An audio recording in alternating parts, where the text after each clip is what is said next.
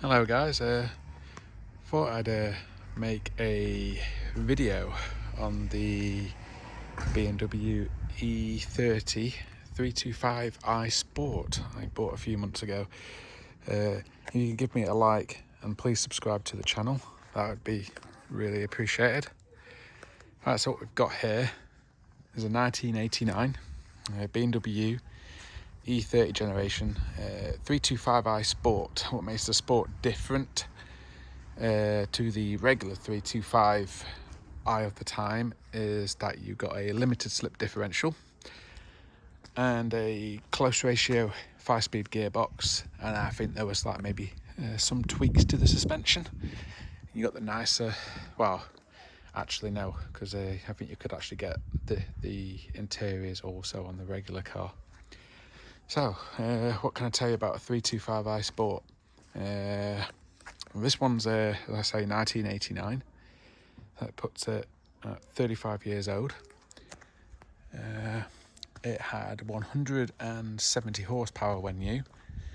I think it might be down a bit on power. I'm not 100% sure because obviously I haven't actually driven an E30 for a long time. And when I was younger, in my early 20s, I always wanted a 325i Sport. But as it was back then, I couldn't actually afford one. So I ended up with a 320i straight six with the body kit on, which was, to be honest, was quite a shed of a car. But back then I think I paid less than £1,000 for it. And also back then you could have bought a 325i Sport, obviously be 20 years younger the car would have been, and you could have bought one for about a nice one, a good example, for between £4,000 to £6,000, and obviously it wouldn't have had any rust or rot or anything wrong with it. Well, okay, there might have been some bits wrong with it, but obviously 20 years younger, the likelihood of rust etc is far less. So yeah, this car, I say we've probably had it 3 months now. I've probably done about 1,000 miles in the car. So what's it like to drive? To be honest, it's really nice to drive. Very easy. You know, everything has a great feel and a great weight to it. You know, the clutches, not heavy, not too light. It's just about right. The gears, though they're quite far apart, you know, it's not a short shift or anything, but they, believe it or not, it's just very natural. It all feels very easy. So yeah, engine sounds absolutely glorious. When they were healthy, I think 0 to 60 was around 8 seconds on one of these. Maybe dip into the 7s. This one, I've not actually put my draggy in the car. I do need to do that and see what it is. I mean, when you give it some, I mean, it feels okay, but also I wouldn't be surprised if it's only running 140, 150 horsepower. But I have nothing really to compare it against. I mean, I think that one of these weighs maybe around 1,200 kilos, 170 horsepower when new. Probably can do close to 30 mpg at a push. Probably averages around more like 20. Steering, again, feels nice, hydraulic. You know, there is some feel. The car, the suspension works very, you know, it's very traditional.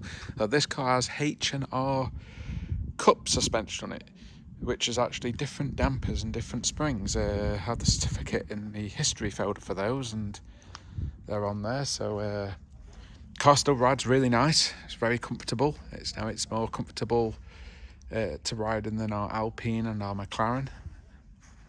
So, you know, the old cars, you know, got massive tyre walls. You know, if I get that, you can see you got a lot of tyre on those wheels. They're only 15-inch. You know, big tyres. They're like probably a 55 profile tall tyre.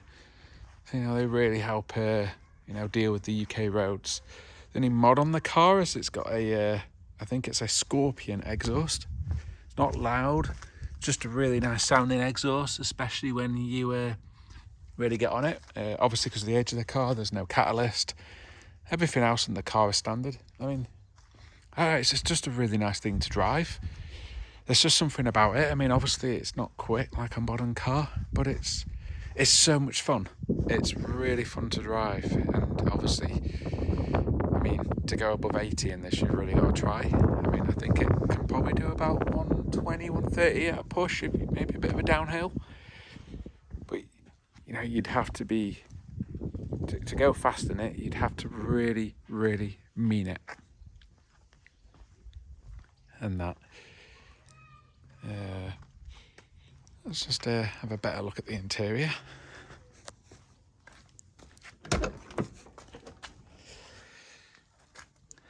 And this is quite a clean one on the interior.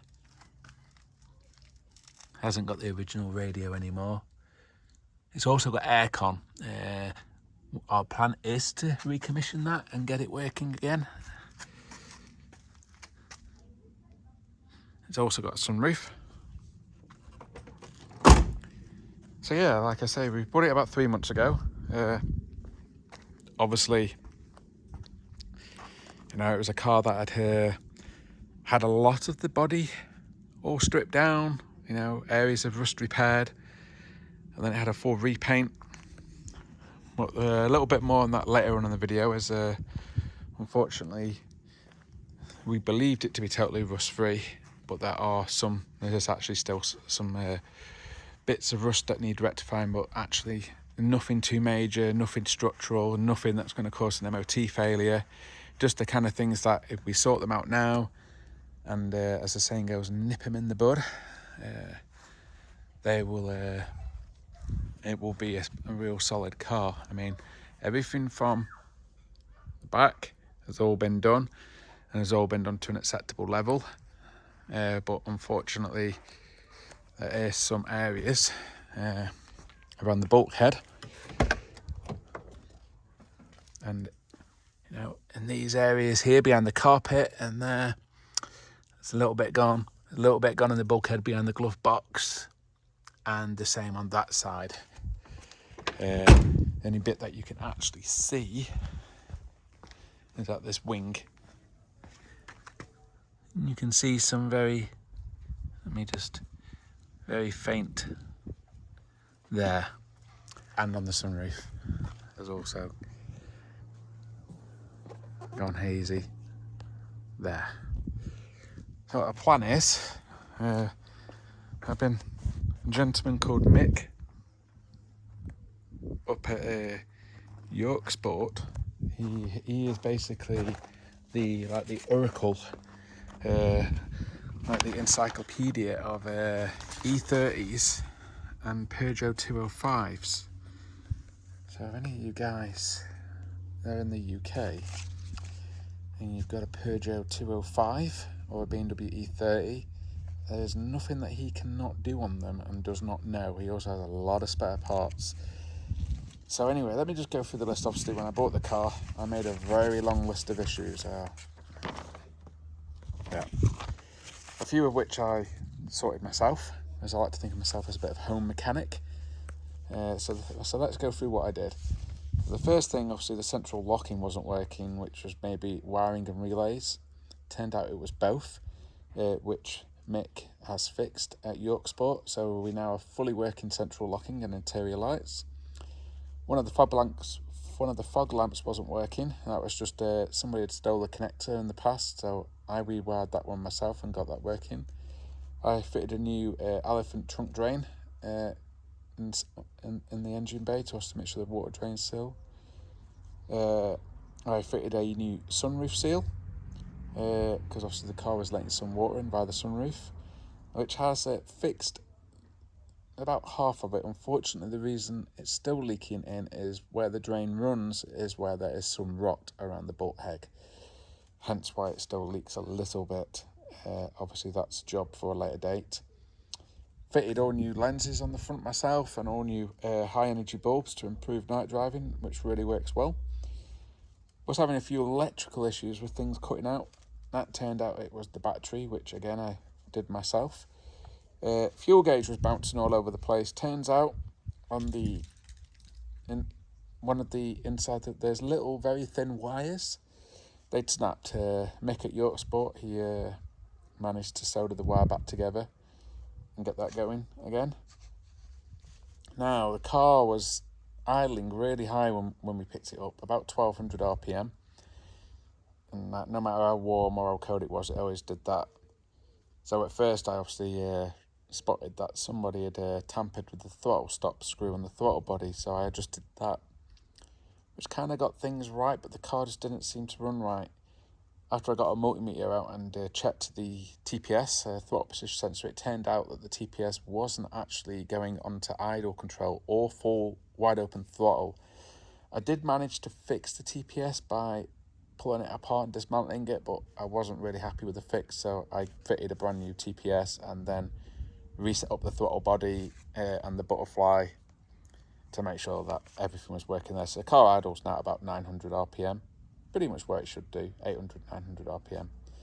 I also fitted a new dizzy cap and arm, as I felt that the original ones were a bit worn. And looking in the history, it turns out that they were last done 15 years ago. So I did them. I also fitted a new fuel filter. Mick changed the auxiliary belt at YorkeSport. He's also done a brake fluid change with RBF 600. He's also done a coolant refresh with the correct blue BMW coolant.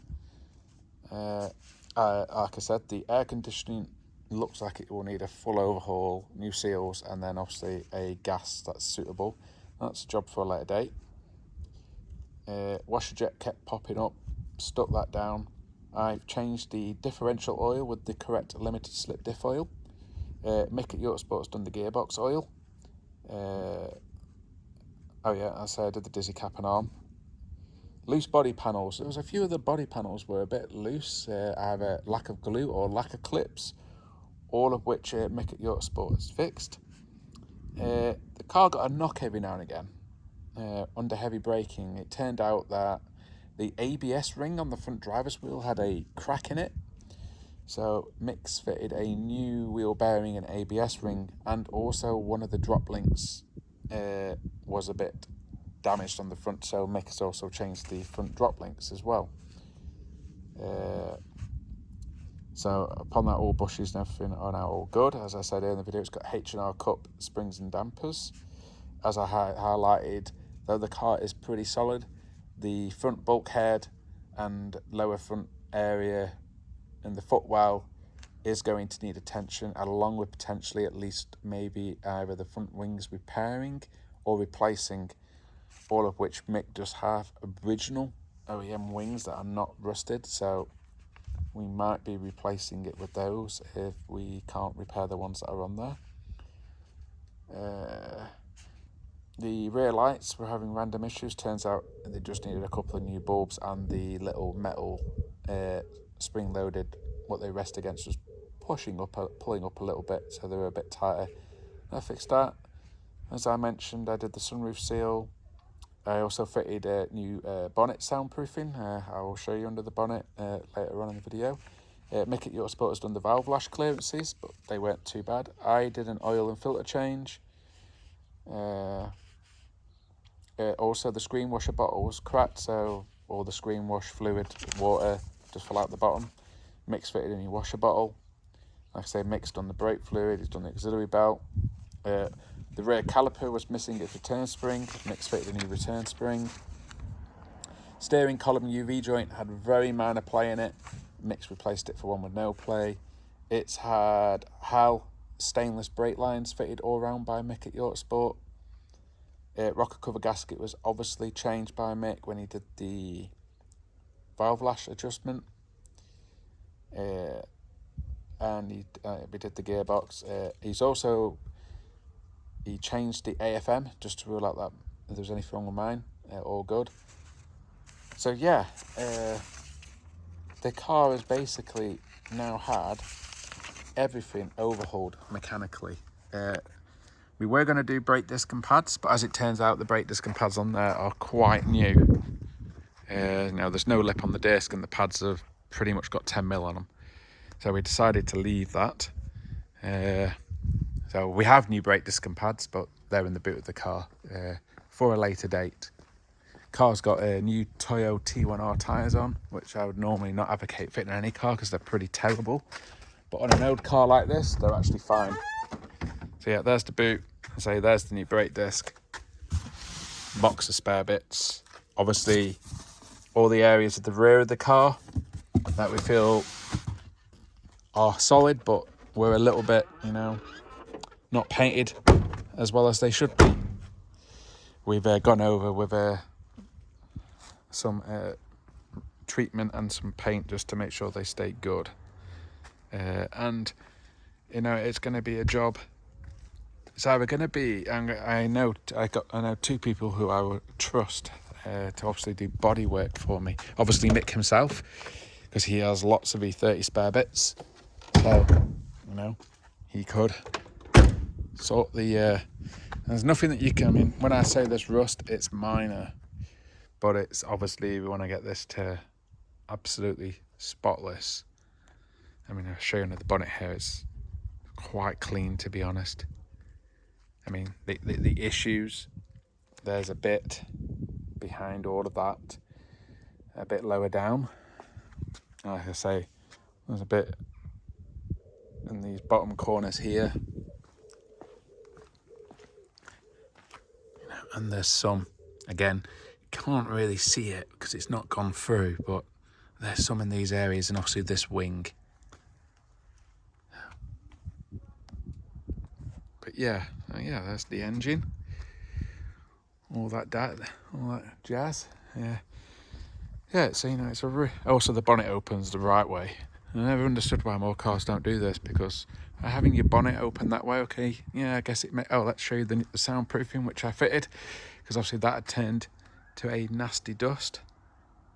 So yeah, all that's been done by myself.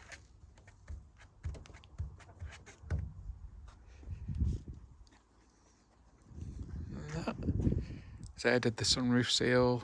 I also new boot seal, as it did let a bit of water into the boot in this area here. So new boot seal fitted. That's fixed that. So car's watertight, apart from a very small amount now which gets in, obviously past this seal and goes down the drain. But because there is some rust down there, it leaks into the footwell, but it's very minor now. Like literally I can wash the car and it's still practically bone dry inside. It'd only be a case of I left it out in a really heavy rainstorm, that then you're risking more issues. But the car is going to be living in the garage because obviously it's a classic. It's not completely watertight yet, so until it's watertight, it's going to get the privilege of being indoors. Let's just I have to do it on this side. I think, oh no, I was on the right side to begin with. Yeah, let's see if I can do this one-handed. Yeah, on these old cars, literally go up to it and push.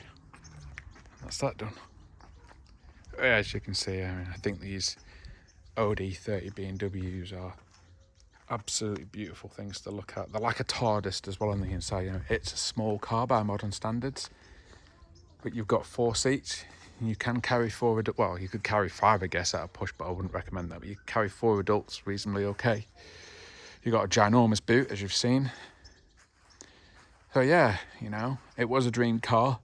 And I feel that with this car, it's not been one of those never meet your hero scenarios. I bought it. Cost me a lot more than £5,000 what they used to cost, let's put it that way. And obviously it's not perfect, but it's my plan to make it perfect. I feel that now, after all that work that we've done, it's now mechanically spot on. If it is down on power, I can look into that. Like I say, it's had new air filter. I've been literally, it's a new air filter, dizzy cap, oil. It's had all the fluids changed in the car. Had new spark plugs. I did spark plugs as well myself. What's left? The only thing that's left really is injectors. But right now I'm just going to try the good old fashioned of what's called Red X in the fuel tank for every other fill. Well, I say Red X, I'm actually going to try every brand. So I'm going to do a Red X and then you know, let it run a tank with nothing in, and then put a bottle of the STP in, and then again run a tank full of that, then let it run a tank with nothing in, and then maybe try a bottle of Wins. And you know, I guess the ultimate thing is put it on a dyno. You know, you might put it on a dyno and it might make 175 horsepower for all we know. Or it might make 140, and then it makes 140, I guess, you know. We can check that the fuel pressure is what it should be and make sure it's getting the fuel at the right pressure. If it's getting the fuel at the right pressure, then I guess we look at more, maybe a tired engine. You know, it's done 136,000, so normally these engines are good for 200,000 plus. So if it is that, then yeah, maybe, you know, do stuff like a compression test. Make sure it's got a good reading across all the cylinders. But like I say, I'm, you know, talking nonsense here. You know, it doesn't feel. I've got no reference of what one should feel like. It's been such a long time. I did used to own a 525 SE, but I believe the engine in that was 190 horsepower, because I think they got a slightly more powerful version, or it was either 170 or 190. I don't know, guys, it's pretty hard. It's been such a long time, but I don't think that this really feels much slower, if any slower at all, than what that was. It's a hard one. It might just be fine. It might just be me, you know. I do get a bit OCD. Start going a bit crazy with like changing everything, because obviously, you know, like I say, all the lenses, I've done all of them. All new bulbs. I've literally, you know, the car, when I picked it up, it drove, it was okay. But I must admit, all the work that I've done, especially when I did all the dizzy cap and the spark plugs, it felt like it made the car a lot more lively, more responsive in the lower RPM range, whereas before it was really quite sluggish until you got it over 4,000 RPM. Whereas now it's, you know, you can floor it at 2,000 and, you know, it's pulling, and it pulls all the way to about 6,500 it revs up to. I have been driving it hard, because obviously I wanted to see if it blew up or anything. It doesn't really smoke or anything. Maybe on a real, if you boot it off the line, you get a little bit of smoke out of it, but otherwise when you're cruising or when you're accelerating through the gears, it doesn't smoke at all. Say I've been running on V-Power as well, so, you know, if the injectors are a bit dirty, hopefully, you know, combination of V-Power and fuel tank additives might clean them through. Of course, if not, there's always the option of pulling the injectors, either rebuilding them or, you know, cleaning them the old-fashioned way by connecting them up to a battery and just pulsing the battery while spraying carb cleaner through the injector. That's another way of doing it. But yeah, if any of you guys have ever, you know, love E30s, I really recommend it, because though they're old, I mean, when did the E30 come out? I think it was 1984. And obviously they didn't really make any differences to the way the suspension and the handling is. And I've got to say, like, you know, if you're half handy in a car, these things handle so well. You can pilot one of these very quick down a B road. You'll be having great fun. And the car does not feel its age in the way it handles. And this car has got a front and a rear strut brace, and so it's got the H&R Cup dampers and springs, which are maybe having a positive effect. The car rides really nice still. But yeah, it's just the way they handle. The handling's really good on them. It just does not feel like, you know, if it was a 1984 car, that's 40 years old. Free tax and everything. And yeah, the insurance of this is peanuts. And 5 years' time, it'll be tax-free. So, yeah, handling is the great point. Obviously, the performance, you know, depends what you want. I mean, to me, to drive, it feels fun. Accelerate, it goes. It doesn't really, does it matter what the numbers on the speedo are saying? Maybe not. And that, it feels, you know, it feels fun to drive. It feels quick, you know, you press the go pedal, it goes. I mean, of course, up against a modern car in a straight line, it doesn't stand a chance. Maybe even in the corner bits as well. But the difference is that it really makes you smile. You smile doing 20 mile an hour, and you'd probably be smiling and fearing a little bit for your life if you're doing 120. But the point is, is that you could cruise at 120 mile an hour in that on an autobahn, and actually probably feel fine. Brakes are fine in it. Say, it's unlike the Corvette. I mean, I haven't done a video yet of the Corvette, but it's hiding in there. Got an old 1978 Corvette pace car, which you guys, if you can check my channel out, you can see some videos of it.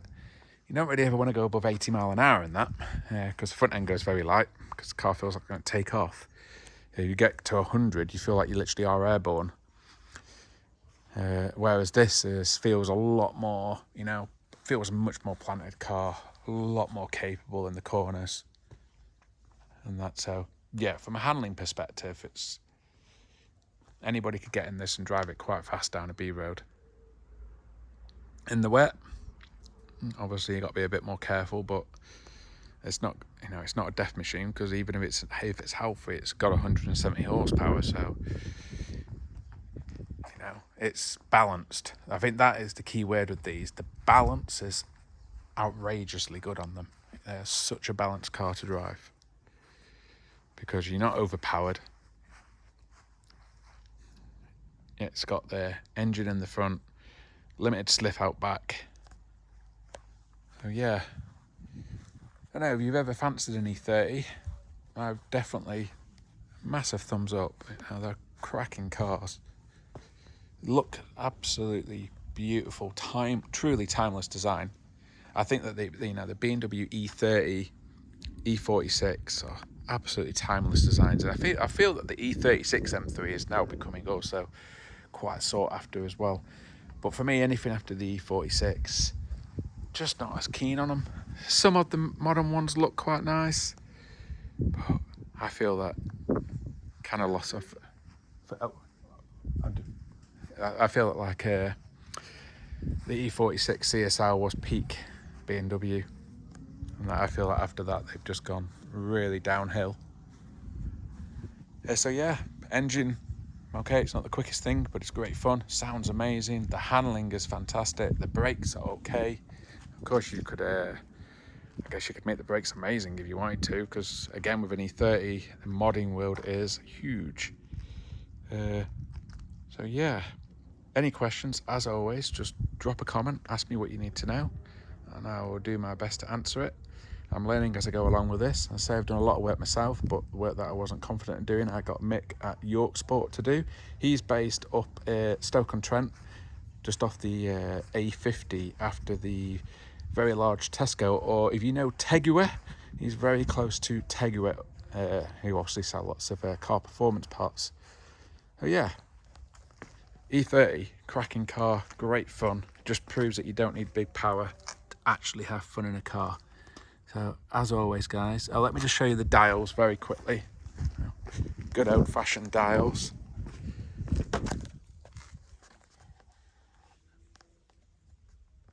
Oh yeah, don't need big power to have fun. Thank you for watching. As always, please like and subscribe to the channel.